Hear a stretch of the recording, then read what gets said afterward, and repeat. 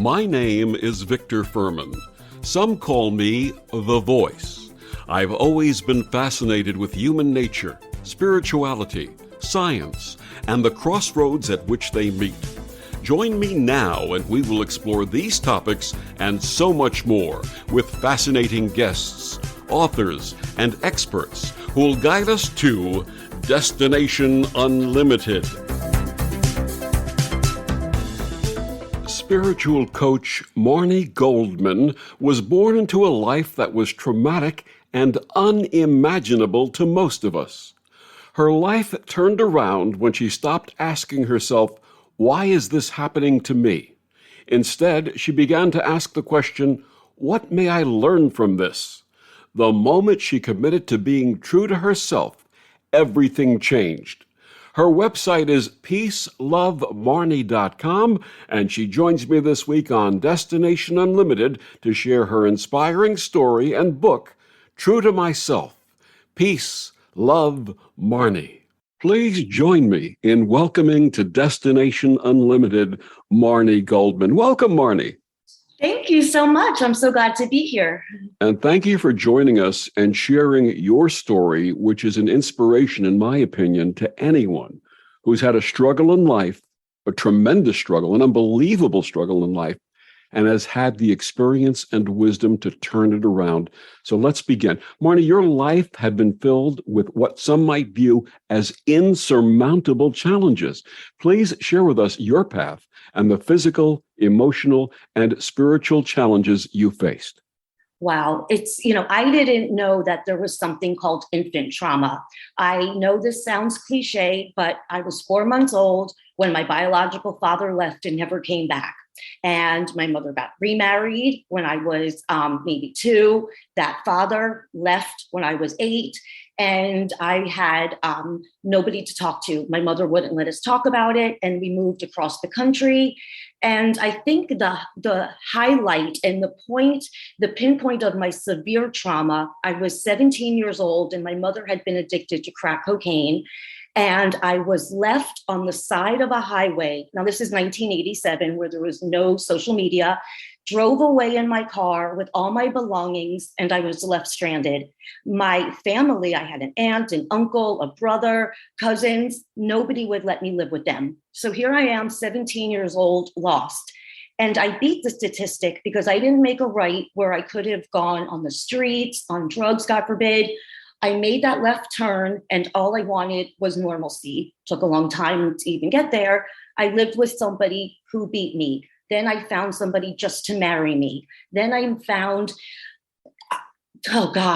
when my daughter, I'm jumping a little bit ahead of myself. I don't want to give too much away. My daughter was 2 and 3. We had nowhere to live. We were evicted multiple times. I then found somebody to live with. He was an alcoholic.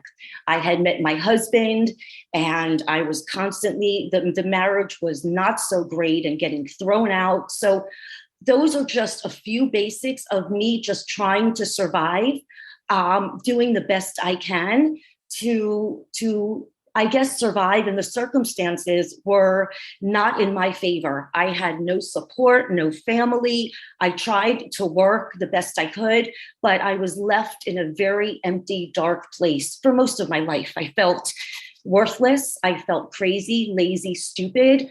I did not find out until I was 47 years old that I had any disorder, and I have a host of them. I have everything from ADHD, OCD, depression, clinical depression, anxiety, social and general. It goes on. And I did not know how I even navigated myself through life. And one lady once looked at me, it was at my son's school, who has a rare genetic disorder, special needs. And she was very mad at me. And she said, "You know what? We don't all have privileged lives like you." And I'm thinking, I've been laying on a bathroom floor crying for weeks. I didn't leave, starting from 2017, the age my daughter was at 17 when my life fell apart. I couldn't get out of bed. I couldn't get under the covers. I would have these rages due to my PTSD. It's called, I guess, borderline personality, where my reaction on a level 2 circumstance became a level 10 reaction. I didn't know how to manage them. So I lost years with my family, and in the rages and crying, they were triggers from my trauma. They would say, my family would say, "We're calling the police on you." When I would beg, "No, please don't." I didn't need a police officer. I needed help, not handcuffs. And there's no shame in what I was going through, but there was no awareness. Nobody talked about it. So had a police officer come to me when I was having an hysterical effect at the airport, I was breaking down, something triggered me. This is a good way I describe it. If you're in the middle of a tornado and it's spinning, or the eye of that hurricane, in that mindset, I don't know what I'm doing. So had a police officer, for example, come to me, I would have pushed him away and I would have been in jail. And that's not where I belonged. So once I became aware of all these disorders, it made sense. So that's why I'm disorganized. That's why I get depressed. That's why I don't like leaving and going out. I like my safe place. So all of these negatives that happened really opened up my eyes, and awareness was the key to my recovery. Understanding what was wrong with me, then I was able to handle it. Now, the word that comes to my mind from the beginning of your life up until that later point is abandonment. Did you have a sense of abandonment, and how did that make you feel? There is nothing worse than abandonment, because I've had abandonment my entire life, starting as a little girl. And the reaction I would give if my ex-husband, for example, didn't call me back, or he went out of town and I didn't hear from him, abandonment and my triggers come back not as the memory, but as an emotion. So everything in my subconscious of that time, many times in my life where nobody was there for me, or disowned me, or discarded me, came out in the ways they shouldn't. So I use this example. If you were to take a ball and push it underwater, the minute you let go, it pops back up. And those were my suppressed emotions, not understanding what the abandonment did for me. So of course, if somebody doesn't call back right away, you give it a little bit. Not me. I take it to a whole different level. And it was excruciating, not feeling loved. And it could be something is so simple, like I said, of somebody not calling me, or if there was an argument with my husband and he would leave. The reaction that came out of me was rage. The rage that I felt all those years, and not understanding why I had those rages. And what did that tell you about your sense of self-worth? Oh, I up until pretty much present day, I had zero self-worth. I never thought, in my mind, nobody liked me. Nobody wanted to be my friend. Nobody wants to hire me. Nobody wants to listen to me. Nobody wants to read my book. Why would they? Everybody else leaves me. Most people, not all, we have a mother, a father, or one parent or a grandparent. Here's another example that is a lot of them, the abandonment and a horrible memory. The week my mother went on crack and we were thrown out of our apartment when she stole my car, my grandmother had passed away. We went back to the house for Shiva, my aunt and uncle who wouldn't let me live with them. And my uncle threw me out of the Shiva. Okay. I had nowhere to go. He threw me out of a Shiva at 17 years old. And that stuck with me up until I kind of wrote a letter thinking what I feel of him present day. I never sent it, but I had to heal all of those inner childhood wounds. So when your family doesn't want you, and then I went to live with my grandfather, who took my clothes and put them in the dumpster at 17 and said, "Get out of here." So my entire core being as a young girl, when I was developing mentally, I was stuck as this traumatized little girl. You share that in the wake of this personal crisis, you found a profound sense of peace and acceptance. Please share with us how this unfolded. I realized one day, I said, this cannot be the end of my story. I did not come this far to just come this far. And when I started to take my broken and turn it into beautiful, all the circles and all the dots came together. I was supposed to be at place A to get to place B. And where I am today, I wouldn't have traded any of these things that have happened to me, because I I am probably one of the most compassionate people. I have this passion for compassion because I know what it's like to have been bullied. I know what it's like to not be loved. My family, when they did talk to me, you had to be thin or pretty or you couldn't be accepted. So all of these things indirectly turned me into one of the kindest people. And I realized there are so many unhappy people out there that that's where they don't have to stay that way. And when they hear me talk, that we are exactly where the universe has us placed at this moment. We don't know it at the time. And I tell people, you know what? It's not rejection. It's just redirection. You could say I was rejected, but you know what? It was placing me to where I was supposed to be. And everything makes sense as of right here, right now at this moment. What were some of the major lessons that you took from these experiences? One of them I remember when I was in high school before I was 16 years old, and at camp, you know how they throw out a bunch of papers for color war? If you don't understand that, just think of like hundreds of papers. I was in high school and they threw these papers at the end of the day that said 161 ways to describe Marni M. And they were not fabulous and fun. They were very nasty things. That stuck with me. And for that specific kind of bullying, I don't think, and I instilled this in my daughter since birth, that you don't know what people are going through. To be kind. I smile to everybody. I have such peace and serenity that I love to just, and I don't do this, I don't make how do I say this? I don't force myself. If I see somebody on the street, I tell them, you know, great shirt. I love your hairdo. I love your lipstick. I just have this way of being kind to every single person I encounter. There isn't a mean bone in my body. Had I not gone through all of that, I don't know what I would have been. But when you hit rock bottom, and if rock bottom had a basement, I was there. I never want anybody to feel that that sadness, that alone feeling, that depression, that lack of worthiness. So what it did ultimately, it turned me into truly one of the kindest, most compassionate person.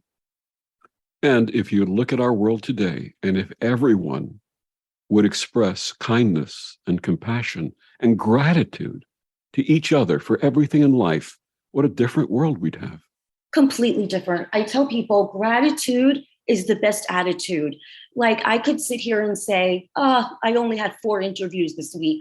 Why am I not having more? Or I could say, like I do, oh my gosh, I just had 4 interviews this week. So a lot of people like to hang on to the negativity. And we don't know what people are going through. If people I hear complain, where I get very upset on Yelp reviews because they say my waitress was horrible. You don't know if that waitress has just got diagnosed with something. Her son might have lost her job. We don't know. So just be kind, smile at people. It takes one thing to trigger someone, one thing.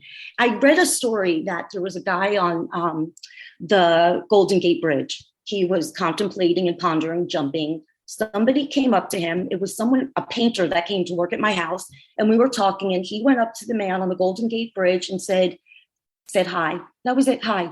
And he said, you were so kind by coming up to me and caring. I don't feel alone. I'm not going to jump.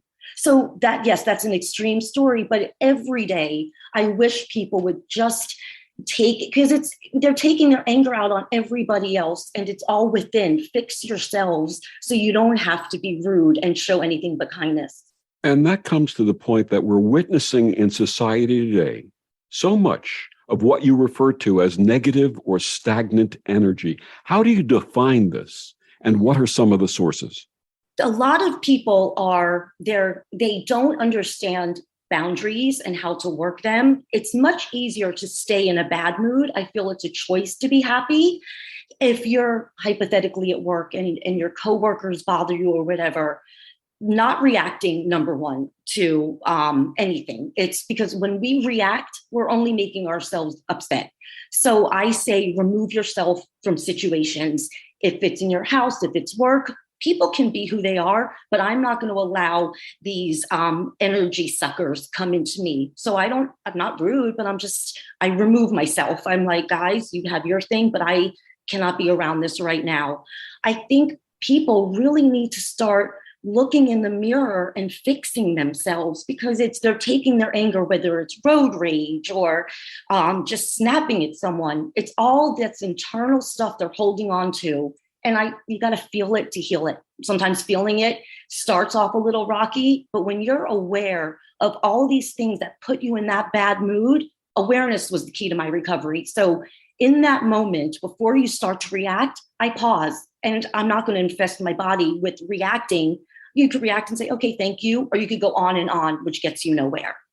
And yeah, we're going to touch upon that a little bit later on. What is also, you refer to stagnant energy. What is stagnant energy? I look at it as holding on to the bad. I think you're just kind of going with the flow and not doing anything to help yourself. I think people just gravitate, they complain, and that's just it. They just stay that way. And I don't like that. I don't like when people live like that. They're ruining their lives. They're not enjoying their lives. Is that something like the devil you know is better than the devil you don't? Exactly right.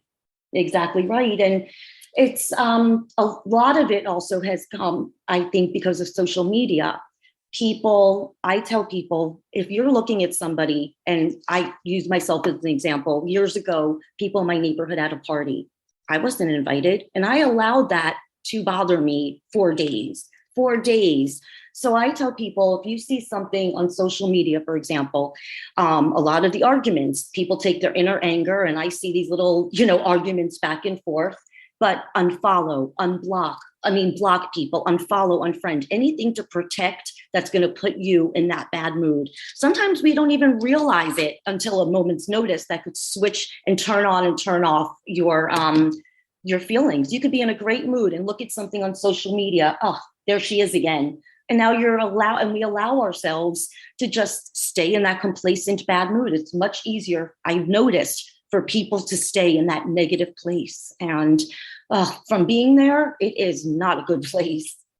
We are blessed with many positive and uplifting people in our world, like yourself, but there are also an abundance of naysayers and negative folks. I remember Rachel Gretsch played Debbie Downer on Saturday Night Live. How do we respond to Debbie Downers? Oh my gosh, I do this. I do this with my own family. I pretend like I'm taking a balloon and I make this like invisible pop because they suck the energy out of you. It doesn't matter if it's your family, if it's a coworker. Just remove yourself, even if it's for 5 minutes, or if you don't have to be with anybody, because you don't have to do anything. I avoid it like the plague, like COVID. I will not allow myself to be in a room, have friendships, have any kind of relationship with those people, because they're only looking at the negative. One thing that I say all the time, there's so many people who have a lack of gratitude and don't appreciate anything. For me, who has not had a home many times in my life, I didn't have a car many times in my life. So right now, I am so blessed just knowing I have a home and I have a car, where that most people take for granted. But it's the core values that if you understand how blessed we are, because I'm going to take my daughter. She was upset. Her friends were traveling through Europe and she couldn't go. And I said, excuse me? Oh, I'm so sorry you couldn't go to Europe. You're looking for a job. So appreciate that you have the opportunity to look for a job. You have been to Europe.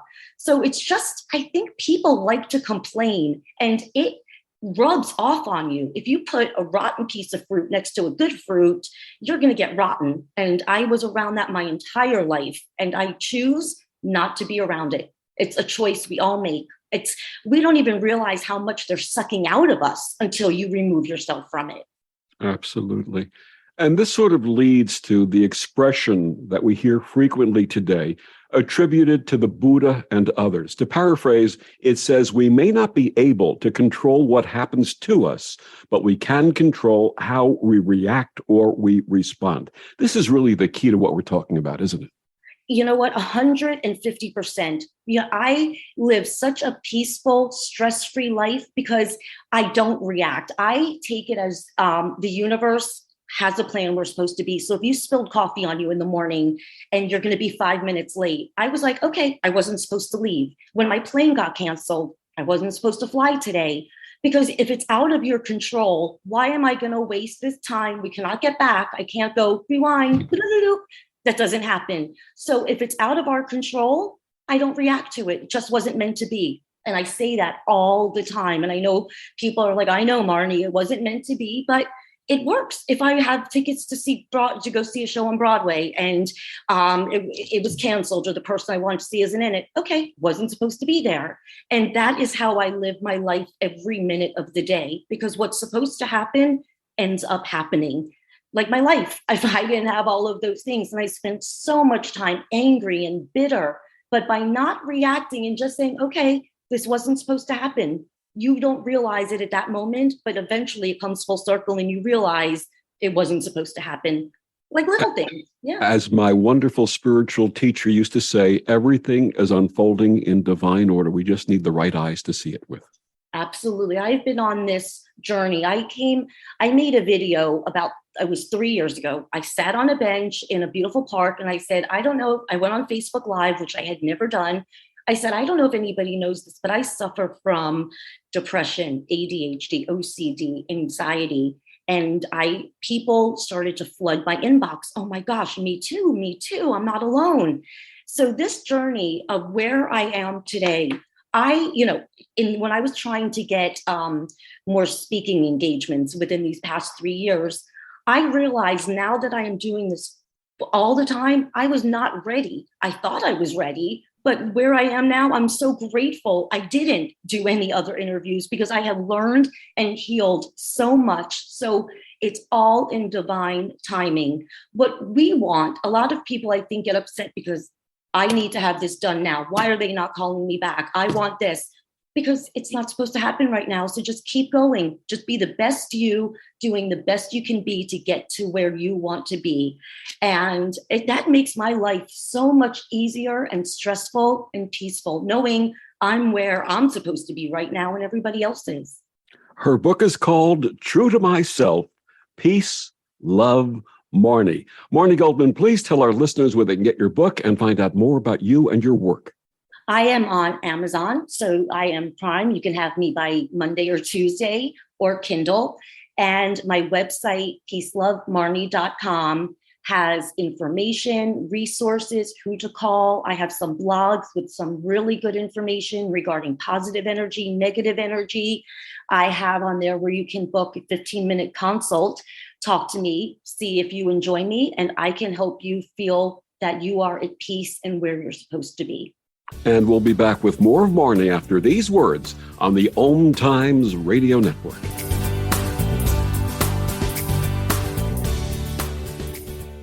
The cutting edge of conscious radio, OMTimes Radio, IOM FM. OMTimes Magazine is one of the leading online content providers of positivity, wellness, and personal empowerment. A philanthropic organization, their net proceeds are funneled to support worldwide charity initiatives via Humanity Healing International. Through their commitment to creating community and providing conscious content, they aspire to uplift humanity on a global scale. OMTimes, co-creating a more conscious lifestyle. So I'm a cat, and I just moved in with this new human, and she's got this little toy she's always playing with, all day long. Tap, tap, tap, tap, bloop, bloop. She can't put it down. There it is. Oh, and get this. She even talks to it. Last week, she asked it for Chinese, and guess what? Egg rolls showed up. Like magic. Humans have cool toys. A person is the best thing to happen to a shelter pet. Be that person. Adopt. Brought to you by the Ad Council and the ShelterPetProject.org.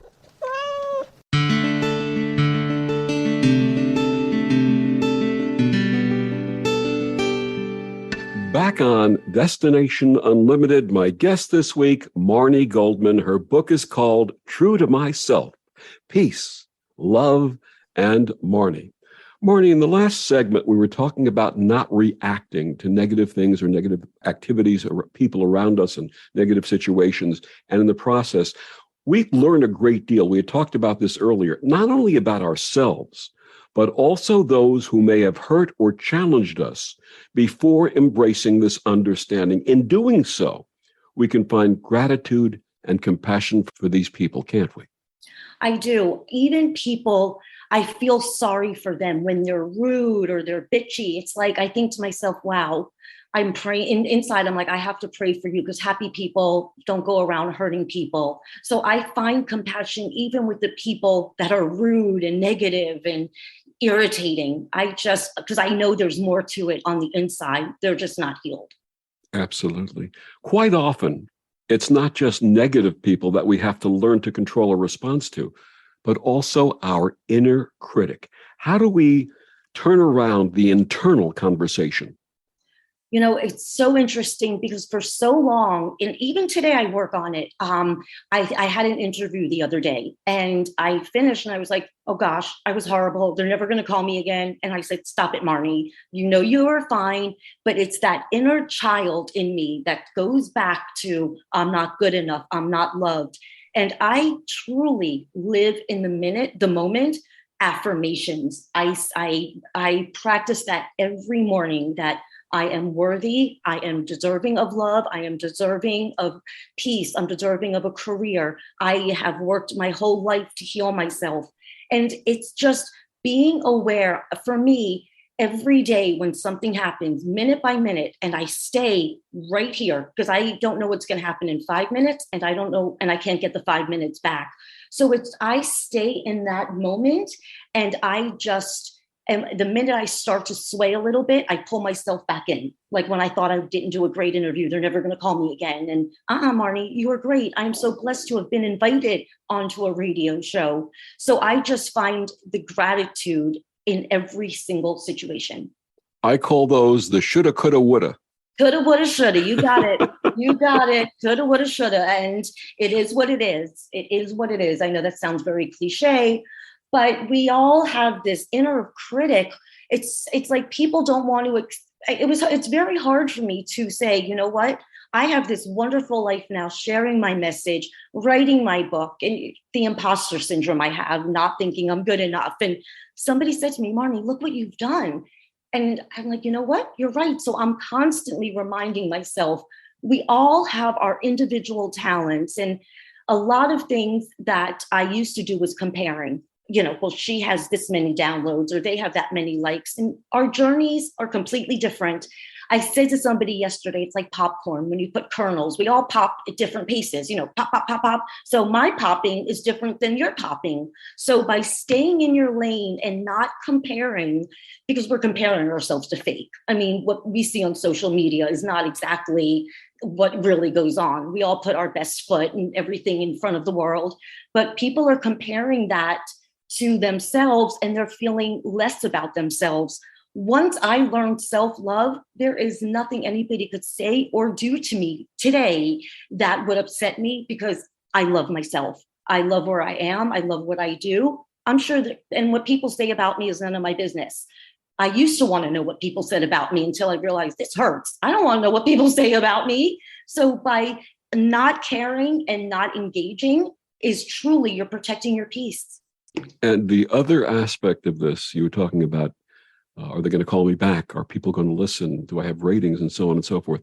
What we put out in the world in terms of positivity, the messages, be it through writing or podcasts or whatever it may be, if one person finds help with that, then we've done the job that we're here to do.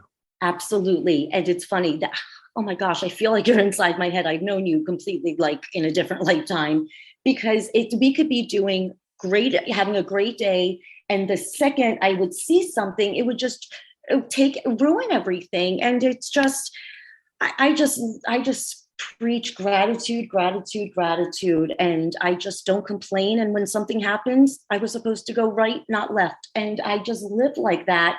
And it really has made me a very, very happy person, because I know people may not comment, but they're reading it. And like you just said, if one person could be saved. One person wrote, a girlfriend read my book the other day, and she said, I had no idea. You would never know you had this, but you know what? I was going to possibly had suicidal ideation, which is something I suffer from, not anymore, but I saved her.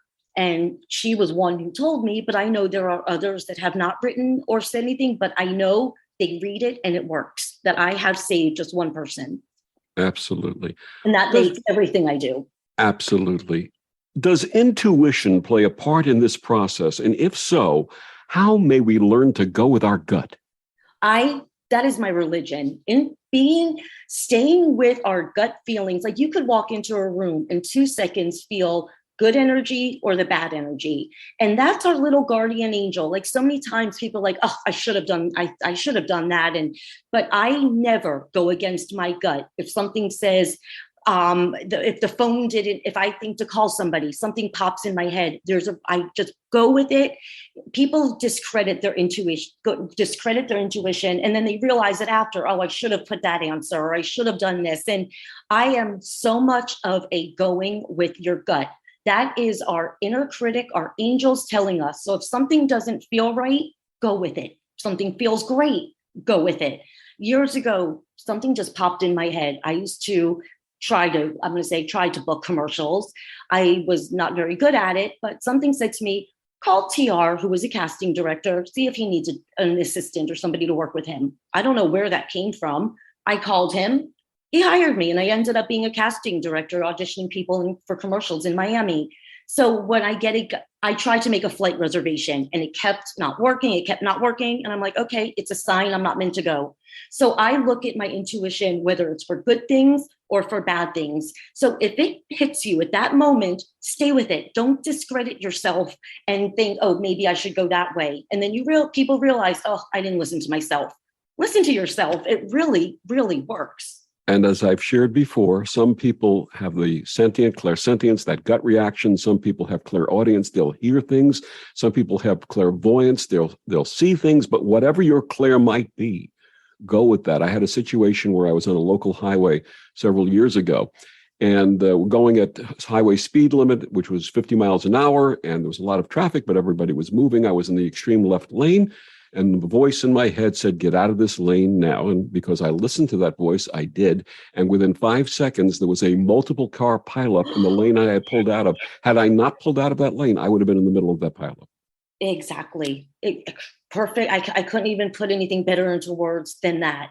And I mean, it happens all the time. I'm so into synchronicity, and, if I see repetitive numbers, 111, 222, I'm thinking of a song, and then all of a sudden it pops up. And so we are so connected with the universe, and messages and signs are there all the time. And if things wow, I love that, because sometimes I don't do things because I feel it's just not right. Just our body feels it.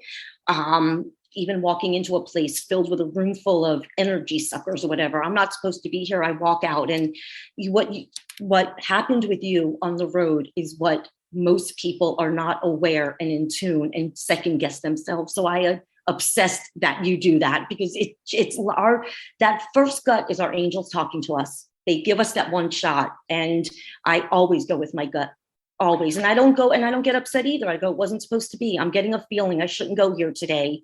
Lo and behold, something would have happened, and I am grateful that that situation occurred the way it did. I try to preach that to everybody. It's, didn't happen overnight. A lot of learning and life experiences, but it works for me. It makes me super peaceful and super confident to know that I am going in the right direction.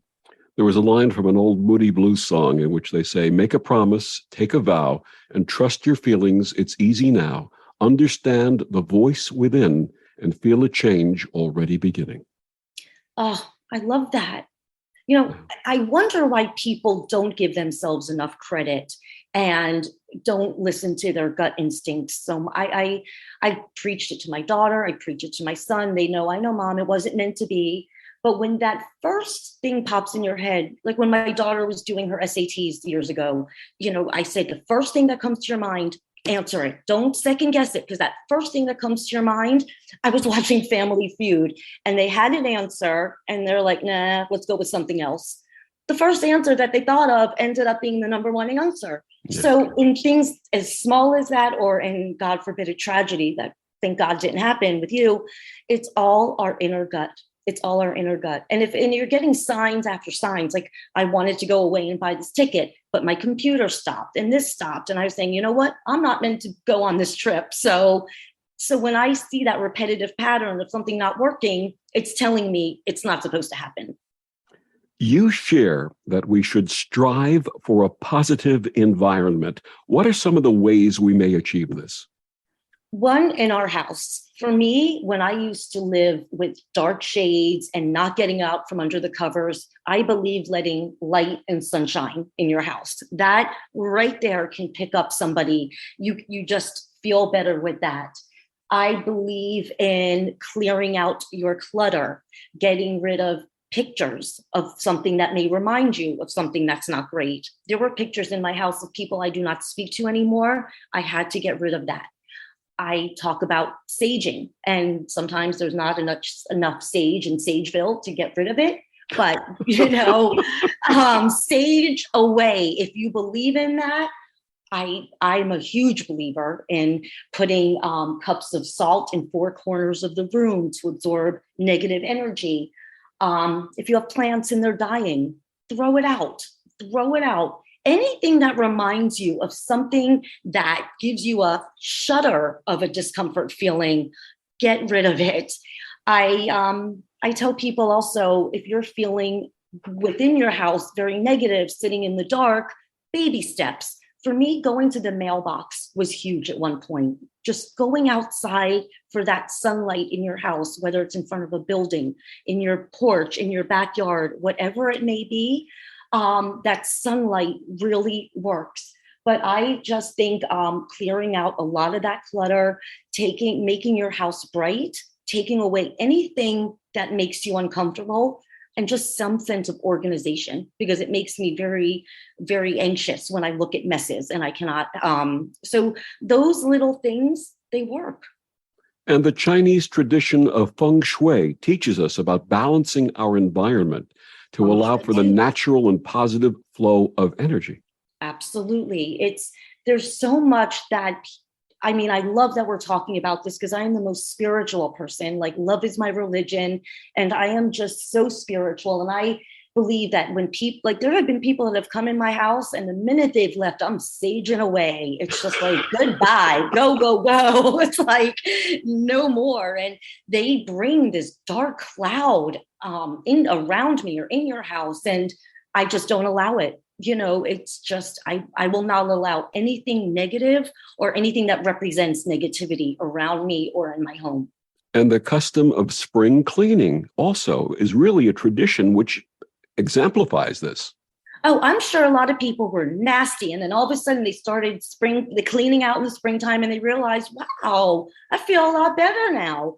So there is something to that spring cleaning. When you get rid of clutter and junk or memories, I was going through photo albums, and I'm thinking, oh gosh, I don't want that picture here, or I don't talk to this person anymore, and it reminds me of this particular time. And getting rid of it really, out of sight, out of mind. And the other thing, Aristotle said, nature abhors a vacuum. So that means when you get rid of something, you're creating a space. Nature wants to fill that space. And if you get rid of the negative, it'll be filled with the positive. Absolutely. And outside, nature, birds chirping. I never had an appreciation for birds and the sound of just listening, turning off phones, turning everything off, and just sitting in quiet. And there's nothing wrong to tell your family, I need my space. There is nothing wrong with it, because like boundaries, if you're exercising and you have to get home, to make dinner for your family, but you have 10 minutes left in your workout class. I know a lot of people, I have to get home. No, finish your class. No, they're going to eat just 10 minutes later. So whatever you do that gives you a sense of calm, and because you got to make yourself happy first, or nobody else could be happy around you. So I just loved when last year, this time, I was going through a very, very dark time, but I would sit outside in nature, listening to birds. And I never realized how cathartic and peaceful and calm it made me. There's something to it. Absolutely. One of my personal challenges in life was learning how to say no to those who would usurp my time and energy. How do we find the courage to say no? That goes back to people pleasing. People pleasing, why? Because we want to be loved. But then that falls into self-love. Because when you now love yourself, I did an episode on my podcast called Boundaries Don't Make You a Bitch, because they don't. People think I have to go to her dinner. I have to. And I say, why?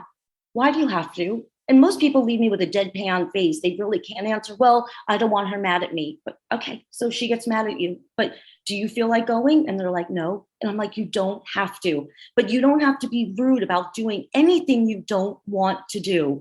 I people please. I mean, one lady, how many times I've given money, be a part of this business, or, buy all these shampoos, or I wouldn't say no to anyone or anything because I wanted them to like me. And it's like, years went on. It's like, wait, I like me.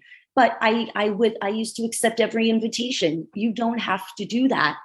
When Simone Biles was about to perform at the Olympics, and then she said no, that was so powerful for me, because she wasn't rude, but she did what was best for her. And I know that's on a different scale, but so many times I have to go to this party. Well, I don't like the people there. I don't like them. They're not good for my soul or my energy. So I used to go because I didn't want them mad at me. And now it's easy just to say, I'm sorry, I can't make it. It's not what you say, it's how you say it. And you can know as a sentence, I'm not able to make it, I'm sorry. And it really works. I've adopted like dogs, 2 dogs. Just somebody had asked me, would you adopt these dogs? And I wanted her to be my friend. So I adopted the dogs. They ended up going back to the owner, but I said yes, because I didn't want them mad at me. I said yes to everything. And now, because I'm not saying to be selfish, but when you do what's best for you, those are the happiest people. Her book is called True to Myself, Peace, Love, Marni. Marni Goldman and I will be back after these words on the OMTimes Radio Network.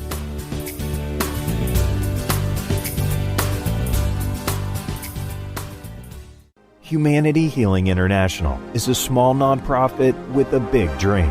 Since 2007, HHI has been working tirelessly to bring help to communities with little or no hope. Our projects are not broad mandates, nor are they overnight solutions, but they bring the reassurance that no one is alone and that someone cares. To learn more, please visit humanityhealing.org. Humanity Healing is where your heart is. Hello, I'm Sandy Sedgbeer, host of OMTimes Magazine's flagship radio show, What is Going On? My passion is sifting through information, research, and innovations from new thought teachers, speakers, and researchers pushing back the boundaries of what we know about life, energy, metaphysics, and the universe. I love shifting perceptions about who we are, why we're here, and how quickly impossible becomes normal when we open our minds, expand our awareness, and accept that the only limits that exist are those we place upon ourselves. So if you're the kind of forward-thinking, eager investigator of what lies beyond the current reality that most perceive, why not make a date to come play with me in the field of possibilities at 4 p.m. Pacific Time, 7 p.m. Eastern Time every Thursday, and together we can discover what's really going on. Hi, we're the Goo Goo Dolls. We're fortunate that our daughters have what they need to grow and learn. But that isn't the case for nearly 13 million kids in the U.S. that struggle with hunger. Childhood hunger is a heartbreaking reality that Feeding America is working to change. Each year, the Feeding America network of food banks rescues billions of pounds of good food that would have gone to waste and provides it to families and children in need. You can help kids in need in your community by visiting feedingamerica.org. Brought to you by Feeding America and the Ad Council.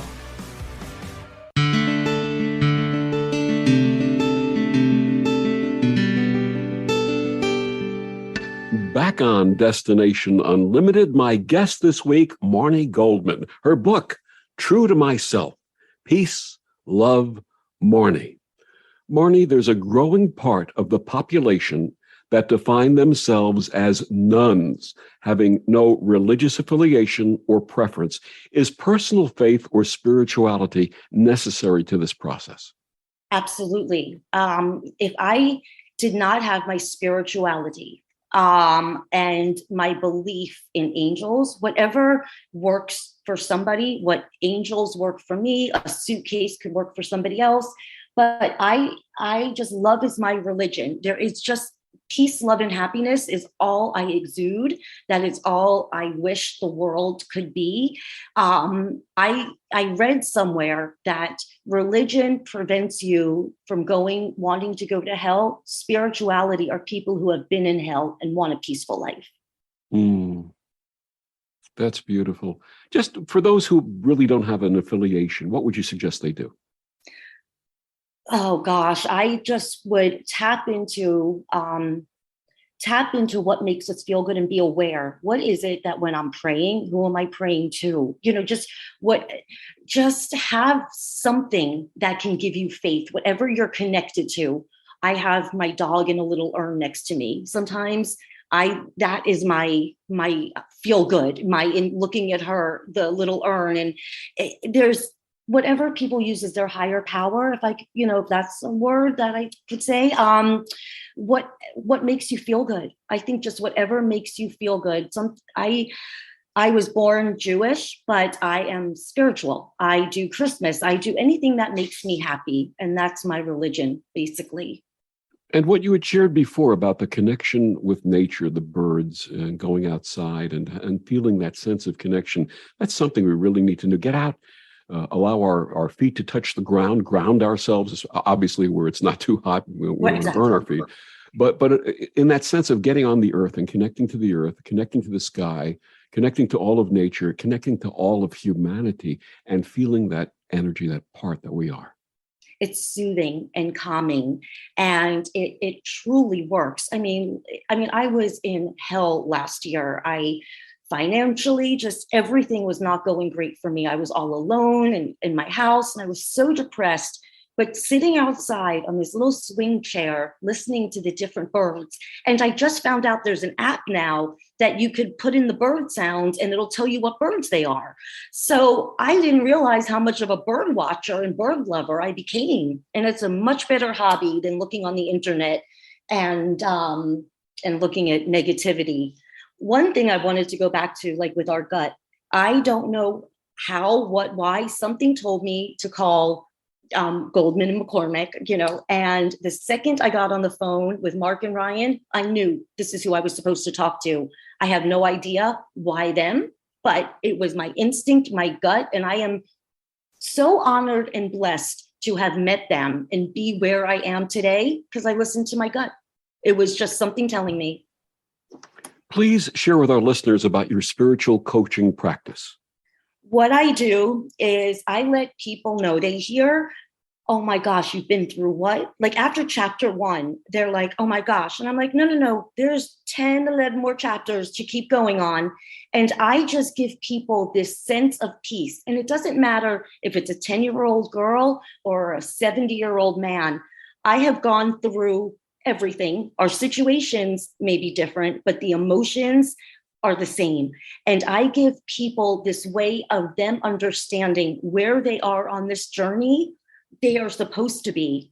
When somebody applies to college and they didn't get into school A, they got into school B. After they talk to me, they don't feel that bitterness anymore. Because when you have been knocked down, like I have by the universe, 1,000,001 times, again, rock bottom, had a basement, I was down there. And the fact when they see how I got up, I smile, I laugh, I'm bubbly, they would never know anything was wrong with me. So I help them understand where they are on their journey and how to accept it and how to embrace what they have and where they are at this point in their life. What are some of the questions that you'll ask your clients? Well, they'll say, oh, I am so upset. I talk to college girls a lot, and she didn't get into the sorority, she said, and she was just so depressed. That's where all the cool girls were. And I said, okay, one, what makes them cool? Why are they better than you? They're not. And a lot of people don't stay true to themselves because they think if I act like this, I could get in with these people. So I rope them back in to be themselves, and the right people will find you when you are yourself.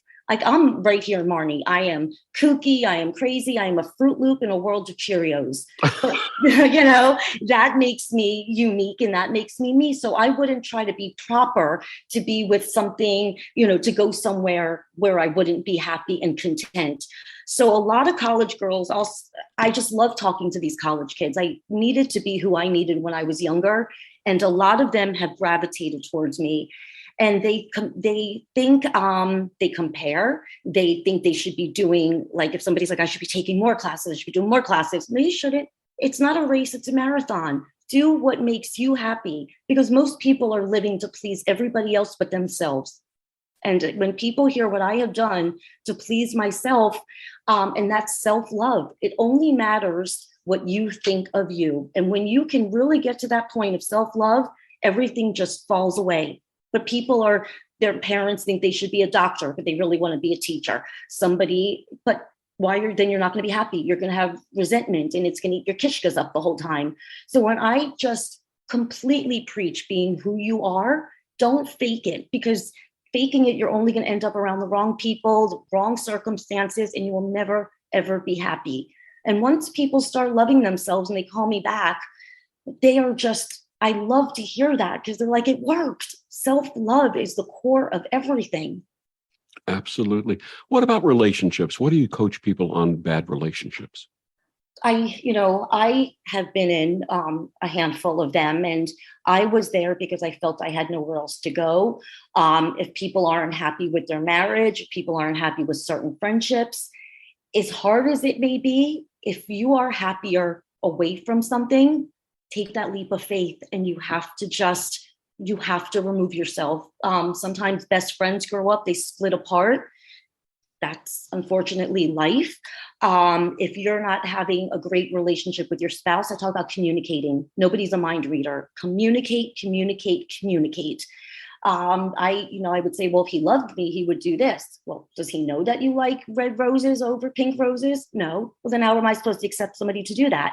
So it's communicating, over communicate, if that's possible. My marriage failed because there was no communication. There was only arguing. I reacted to the point that I believe internalizing everything and not reacting caused me to get leukemia. I'm not staged. It's chronic lymphocytic leukemia. I get blood work every 3 months, but it affected my immune system by not talking and not communicating. And when you're having more negative times than peaceful times, it's time to move on or create your own life. But I tell people communicate, because especially my mind assumes the worst. But, I didn't know that you wanted me to be home for dinner. Yes, it really would make me feel better. I don't ever tell people to say, when people say, when they explain to me, you always do this, or these certain words, I just say, it makes me feel better when you're home at 7:00 for dinner, instead of saying, why are you never home? So it's just talking in a way that's not what you say, it's how you say it. And that is the best thing I tell people for relationships, is that communication. Telling people about self-worth and self-love and self-respect. Why am I allowing myself to stay someplace where I wake up every day not wanting to move, crying every day? That's not healthy. And once you start to pick yourself back up, I cannot believe, I even look at myself like right now, sitting here with you doing this amazing interview. 6 months ago, I would not have been in this healthy place to do that. And it all came from just self-acceptance, self-love, just knowing that I have the world by the, you know what I mean? The world is my oyster right now. And it went through a lot of breaking down. But when you break, you can only go up. I say I broke in a million pieces and came back like a big Studio 54 disco ball. We all can break, but you can't go anywhere but up. So sometimes hitting rock bottom is the best thing, because if you're in that situation, you can only rise and get better. I also say, like, life is like the game of Pac-Man. Pac-Man goes around eating little pebbles, boop, boop, boop, boop, boop, and then it hits the monster and the ghost, and whoa, womp, womp. But then you keep going. Nobody walks away from Pac-Man. So that's just like with life. We eat the pellets, and sometimes we have a detour, we turn around and we keep going.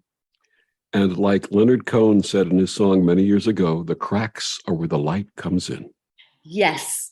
Oh my God, you are the most. I'm obsessed with your wisdom and your words. You speak fluent Marni. I am obsessed with this right now because it works. So to talk to someone who gets it, absolutely. I love this. Absolutely. What would you like readers to take away from True to Myself? Never give up.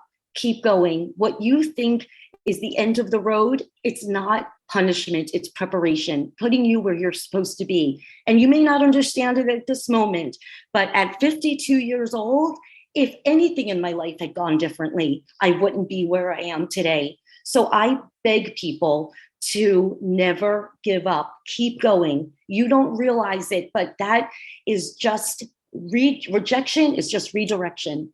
Again, we don't understand it at the moment, but the universe has a divine plan for you. And I am a perfect textbook, walking billboard of never giving up. I didn't want to live. I had suicidal ideation, and thank God I kept going. Thank God. My circumstances were so horrific and traumatic. One would think I wouldn't be here, but I kept going. So never give up.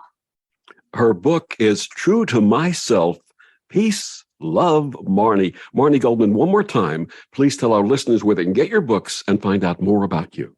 You can go on Amazon, and if you have Amazon Prime, it could be there in a day or two, or Kindle, or my website, peacelovemarni.com. You can schedule a 15-minute consultation with me, see if we will make a good fit. And I promise you, you will leave me feeling at peace where people are supposed to be at this moment. I give people hope. Marni, as I shared with you offline before, I feel like we are family. Thank you so much. Thank you so much for joining us today and sharing this wonderful, positive message that so many in our world need to hear. So thank you so much. Oh, thank you. Thank you. And this was the best. I appreciate it from the bottom of my heart. And thank you for joining us on Destination Unlimited. I'm Victor, the Voice Fuhrman. Have a wonderful week.